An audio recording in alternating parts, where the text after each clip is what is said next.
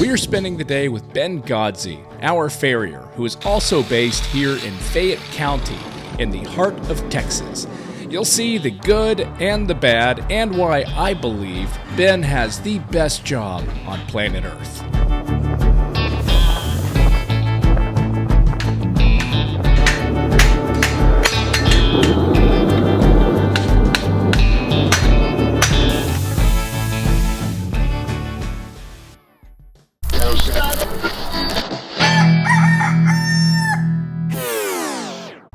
So have you been around horses your entire life? I was around horses from a young age of maybe 8 or 9. First time I rode a horse, and then off and on, as a young kid. But I really didn't get involved with horses till, really intensely till after high school, and I went and worked on a ranch in Wyoming. Yeah, Wyoming that's vastly different than Central Texas climates and ranching. Yeah, it's just a totally different experience. Or when I left Houston out of high school, that's where I went up to Wyoming. I wanted that change. I wanted that experience of the big ranches up there. I guess I'm gonna go ahead and get Pac Man trimmed. Cool. So after high school, you went up to Wyoming to live the cowboy dream. Do you miss it? There's parts of it I miss. I miss the public lands. I miss the mountains a little bit. I definitely don't miss the cold weather. Yeah. But I traded that for the heat, and it's one thing I don't like about Texas is it's just so hot down here. It is hot, yeah. Public lands are kind of cool. I know that's one of the things that people talk about, the big differences in Texas, whether they're hunters or ranchers or horsemen, right? They talk about how everything in Texas is private, and in other places in the West, it's mostly public, right? Right, yeah, there's a lot of access to public lands, and you get to go out and explore it and enjoy it. And ranch on it. I mean, that's a big part of it. The ranchers have been involved in the public lands for, since the beginning, and even some of the cowboying that you do, you're going to be crossing public lands. So how did you come into this? When did you decide you wanted to be a farrier? It was actually the first guy that I worked for up in Wyoming, a mentor of mine. He said it'd be something I'd be good at. So I kind of always kept it in mind, and finally had the opportunity to go to farrier school and made it happen. I know some farriers didn't go to farrier school. Right. So do you have to go to farrier school to be a farrier? Not necessarily. And it kind of varies on what country you're in. Like in England, they're required by law to have an apprenticeship. And they don't do that here in the States. And it's actually not required for you to go to school. You can follow somebody and you can apprentice here. But I think the schools offer a study of anatomy that you don't typically get in the apprenticeship.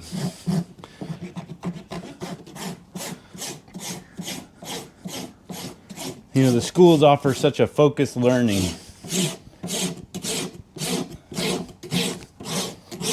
Yeah, it is nice to go to a place where you can get the technical knowledge and some hands-on experience. And Right. I think Pac Man's doing okay today. He is looking tired. Yeah, he's doing great. You be good, boy. I've been bragging all morning about you. The other thing the schools offer is, models and different teaching tools that you wouldn't necessarily see or get a chance to be around. When you're studying the vascular system or the bone structures of the legs, it's nice to be able to have models of that. Yeah. And so how long was farrier school? So I attended the Butler Professional Farrier School, and they offer an advanced course and a basics course. And I attended both of them, and so they're 12 weeks total. It would be 6 weeks for each course. Okay, cool. It's not bad. That's kind of like basic training, Yeah, and it's probably similar as far as you eat, sleep, breathe, horseshoeing. It's at the school I went to, we would start our class at 8 in the morning, and we'd work on horses through the day, work on foraging in the evening, And then we'd do homework, and by the time we were done with homework, it was normally about midnight or 1 o'clock. And then you just kind of rinse and repeat. And you know, that's a lot of hours put into the study in such a short amount of time. Yeah, it is. And you know, out of farrier school, I ended up following and helping other farriers that were already established, and tried to get under as many horses and learn as many different techniques from other farriers as I could. So obviously, being a farrier, you're not just coming in and working with well-mannered horses and throwing shoes on them. What? Yeah, so, not always. Ideally, it'd be great, but it just doesn't work out like that all the time. So what's the craziest stuff you do on a daily basis? You know, I would say that messing with the donkeys that aren't typically shod or trimmed, they probably give me the most troubles, but most of them they're more characters than anything. You know, there's one that'll hear my truck coming from a mile away, and she starts going kind of antsy and kind of getting silly. And I get there, and Pac Man, chill out, dude. She doesn't really do a whole lot. She just has this whole attitude about her every time I work on her, and I've never done anything wrong to her, but she just, you know, she just does not like me. And then other ones, you know, other donkeys, they can hear my truck and they'll meet me at the gate. That is so funny. But you know, a lot of the craziest stuff I guess I see every day is just the amount of miles I put on. You know, I get to see a lot of country. So I guess when you're starting off, you probably have a massive service area. How big's your service area now? It's still pretty big. I mean, I'll travel roughly about 60 miles out, you know, in any direction from where I'm at. And yeah, you know, you kind of have to take what you can get when you're first starting out, and sometimes you got to travel a little ways before, you know, to get to the horses. But there's plenty of work out there for anyone that wants to be a farrier. There's no shortage of horses. So I mean, if somebody wants to be a farrier, I mean, what kind of money would you make when you're starting off versus when you're kind of like established? You know, that kind of varies. You know, it's a hard one to put a finger on because it's really as much as you want to put into it. You know, if you're getting after it and you can develop a client base, you know, you can make a six-figure income pretty easily. But if you're not getting after it and you're not staying on your horses every day, and you know, you're not trying to fill your schedule with that, well, you know, you make you know, 30 or 40 grand a year. So you can make a pretty good living. You definitely can.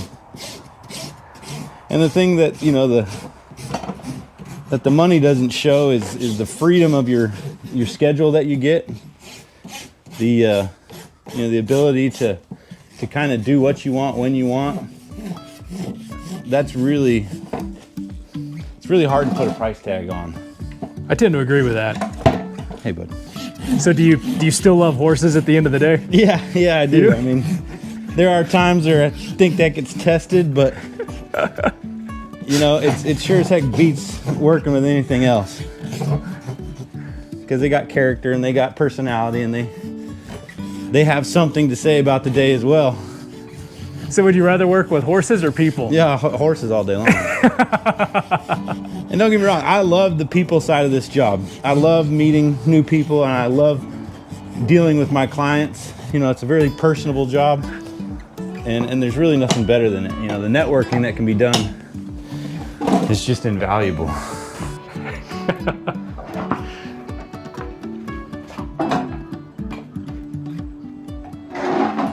Good job, Pac Man. Looking good.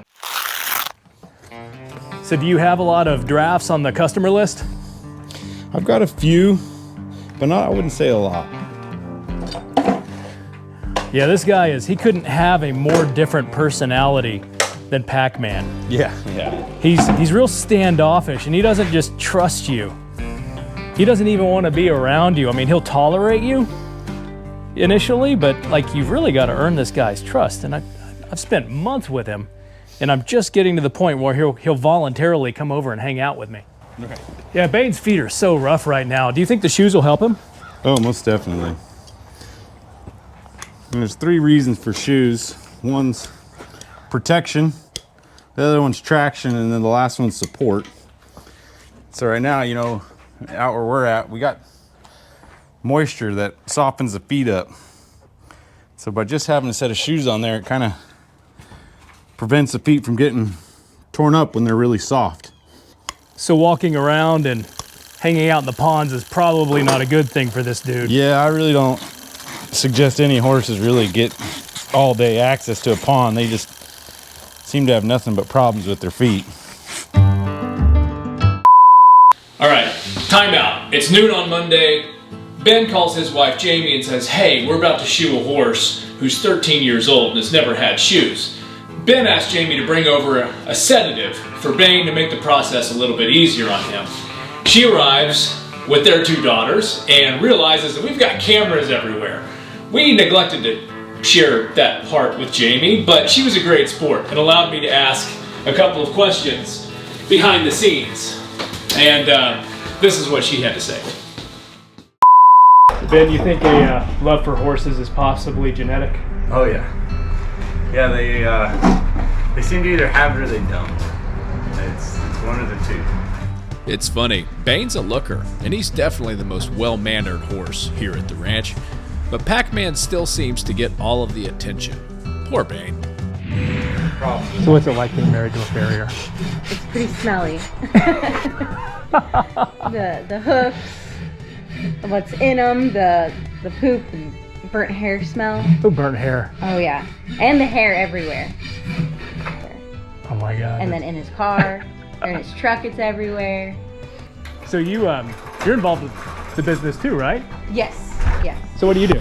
I manage the books, and I actually set up the scheduling. So do you enjoy it too? Yeah, I mean, I enjoy doing the books part. Yeah. I'm not a horse person. Really? No. Oh wow. Not. They're beautiful creatures from afar, but they're too big for me. So what do we not know about a farrier's life? I'm worried every day that he's not going to come back, or he's going to get hurt and I'm not going to know where he is, or he's going to get kicked in the head and I'll never see him again. It's a really good point.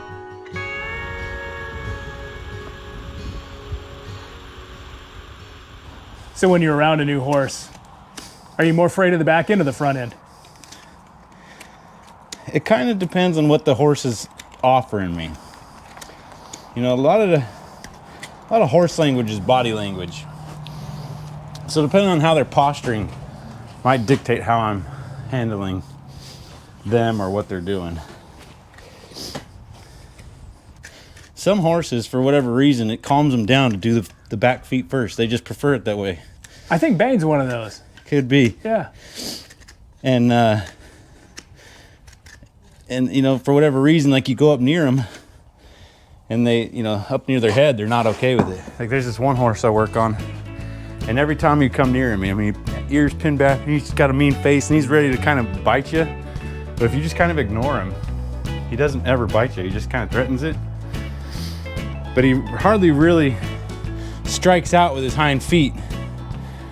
He did the first day, but now that I kind of watch him, I worry less about his hind feet than as much as I do about him biting. Yeah. Where, you know, a horse that's constantly trying to turn his butt to you, he's looking to kick you. Pac Man, you're done. You don't get to come back in, not today. These guys always look so much better after Ben leaves. Oh yeah. You know, I don't realize how much they've grown or how rough they're looking Until they get cleaned up. until they get cleaned up. I'm so excited to get shoes on this big guy. I bet. You'll see that even his willingness to work while you're riding will get better. From not wanting to maybe walk or, you know, like you talked about maybe wanting to kind of buck with you a little bit, that might even go away. And I know he has a really hard time on that gravel. Yeah. I mean, think about the weight that he's got. Yeah. You know, even though he's got hard feet, it's still a lot of weight coming down. Finish this last hind foot, and then I'm going to sedate him before I get started on the shoes. That way, it takes about 45 minutes for that stuff to set in. I'm going to give him about half this time. Cool. And that way, we have a little for next time, and I don't really want to sedate him to where he's heavy and hanging, because he's already heavy enough. So Yeah. I just want to sedate him just enough to take the edge off to where, you know, that pulling around he does. I can't have that while I'm driving nails. It gets real dangerous at that point. Right on.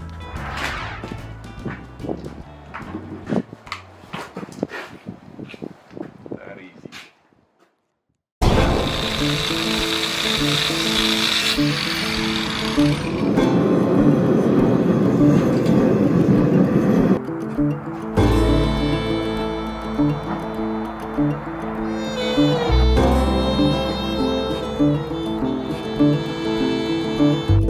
I wasn't checking your work. No, it's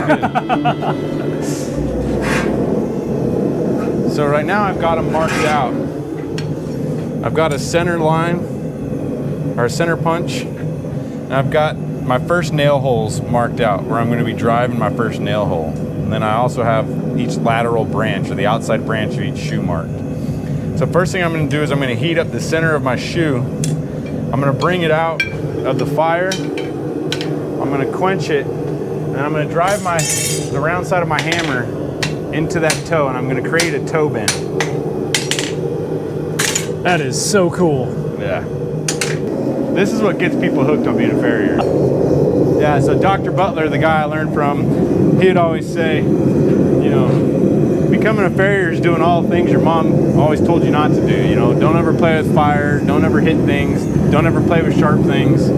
So as a farrier, you're going to do all those things. I'm going to go ahead and swap this guy to get it just a little more heat.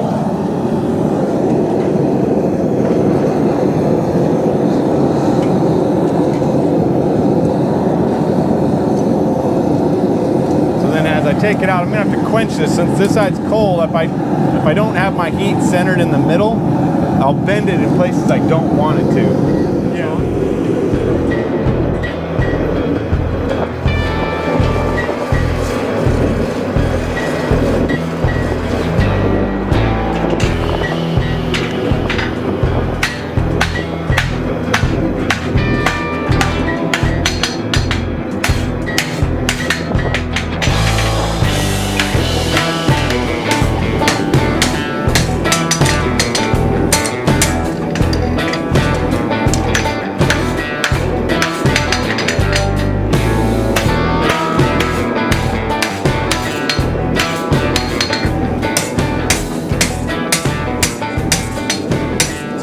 Straightening and flattening as I go.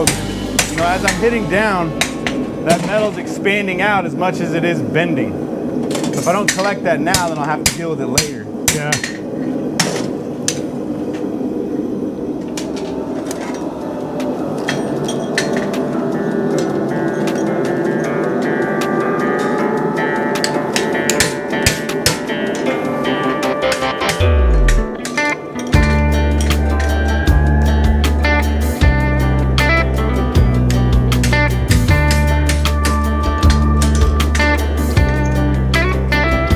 So when I first established my nail holes, I use it's called a stamp or a 4-punch, and I'm actually driving that metal down into the face of the anvil and creating a spot for the nail head to sit in the shoe.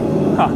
And so then after I do the stamp, I come back with what's called a pritchel, and this is called the pritchel hole of an anvil. And I come here and I'm actually punching that out, shearing that plug out. So you'll see, this is what the bottom of a nail hole consists of. That's kind of cool. So I've driven all that metal down to that point, and then I sheared it out. Huh. That is cool. Yeah. It's a lot harder than it looks, because there's a lot that can go wrong to make that plug not come out tight.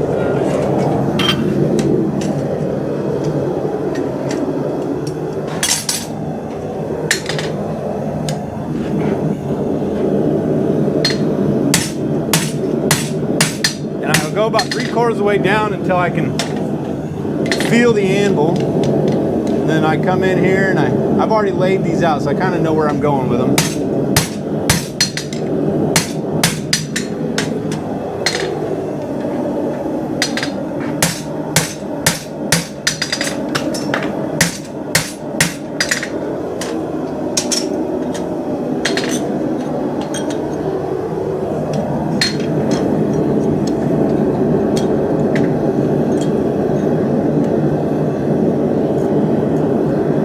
So these heel nails, they can be more straight up and down.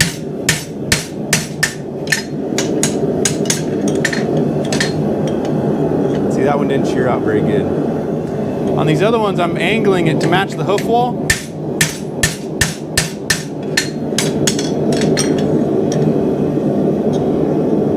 And on these toenails, I'm really angling it.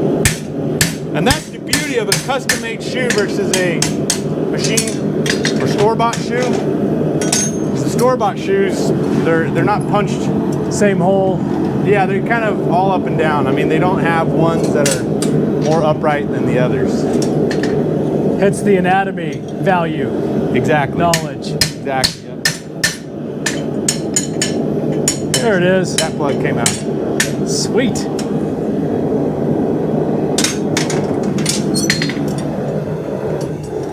Then if you see here where that stamp comes out, it bulges on the edge. We call that frog-eyed. Huh. So I've also got to collect that. I've got to flatten it back out.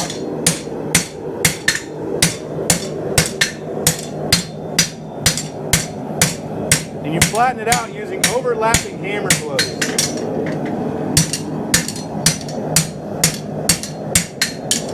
And then I'm going to come here and collect my frog eyes and drive them back in.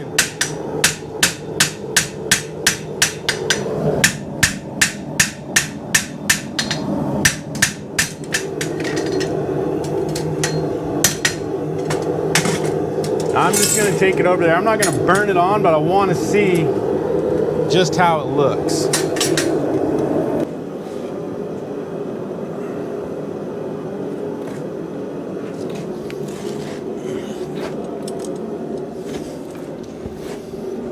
So I'm trying to make sure that I got, oh no.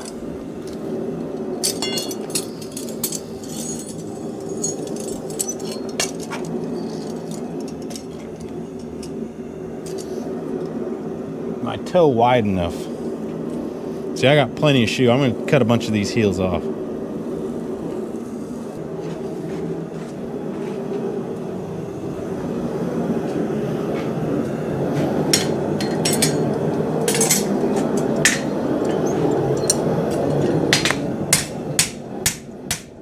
So you use this for different things, but this one specifically is for cutting, and this one's for cutting heels specifically. Oh, cool. What's it called?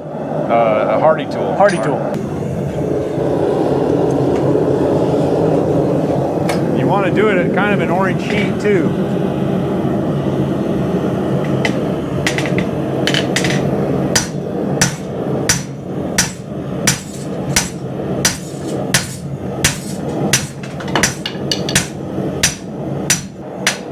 Now I'm just starting to get through, so I want to be careful because I don't want to damage my tool or my hammer. You can just start to see that tool shining through, so I'm going to come.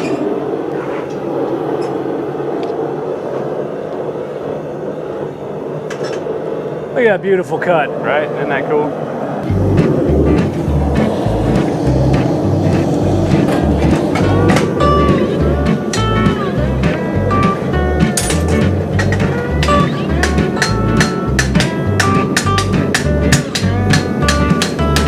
Right there, I'm straightening that branch out, and I'm going to tuck it in. I'm going to bring that whole side in.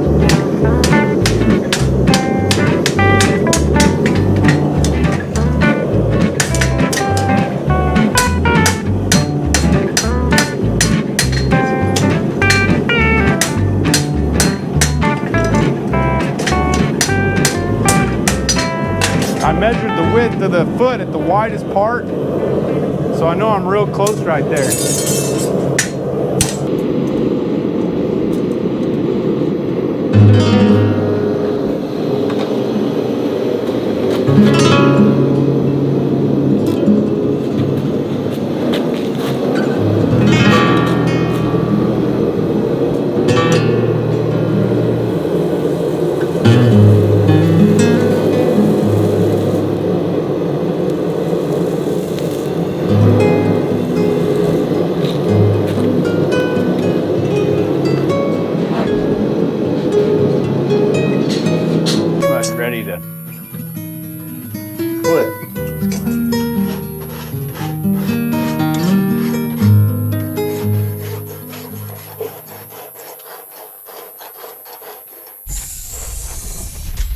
And then the one thing to note is he does have these different feet, so you will see the two different shapes. See how this one's a little skinnier at the toe? Yeah, yeah. That one's a little wider. So this is, you know, his club foot versus his normal foot.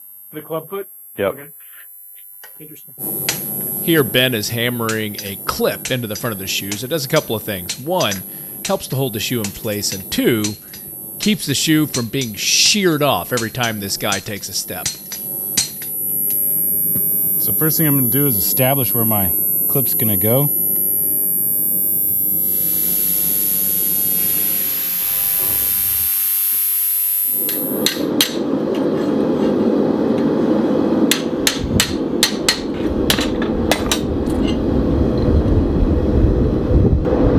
There, now I know when I go to the horse I'll have good nailing.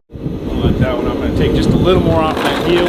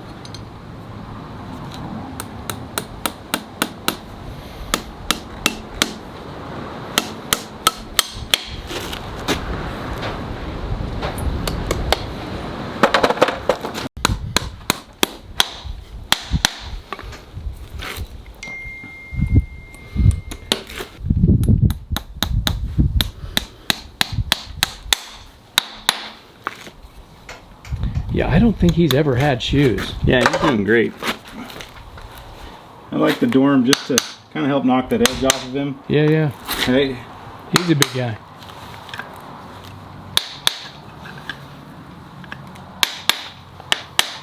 but he's doing good.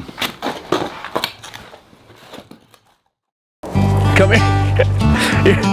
Okay, you're in the shot. The camera has to see us. Here. There you go. One for you. One for you. And I think that's close. Okay. All right. Okay. You stand here. You stand there. All right. So it's been a couple of weeks since Ben was last here, and you can see these guys are doing great. Bane is, no kidding, you know, having some, fudge, you bit my thumb. No, I don't have any more snacks. We're all snacked out. Okay, it's been a couple of weeks since Ben left.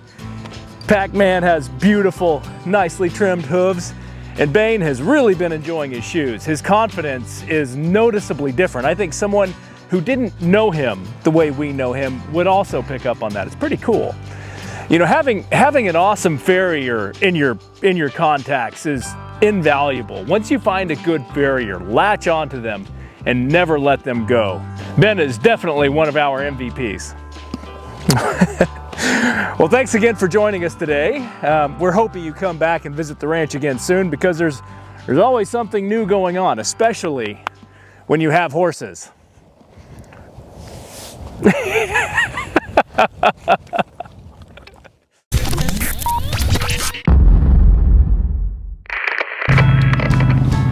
Hold up, boys.